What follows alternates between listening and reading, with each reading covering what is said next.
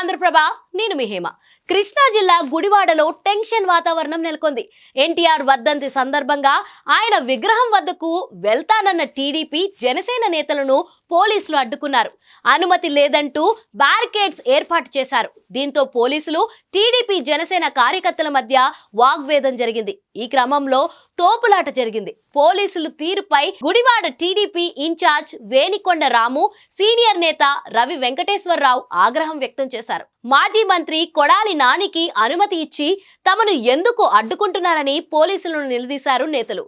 పోలీసుల వైఖరిని నిరసిస్తూ వెనికొండ రాము రోడ్డుపై బైఠాయించారు. మెయిన్ రోడ్లో టీడీపీ జనసేన వైసీపీ శ్రేణులకు మధ్య పరస్పర ఘర్షణ వాతావరణం నెలకొంది.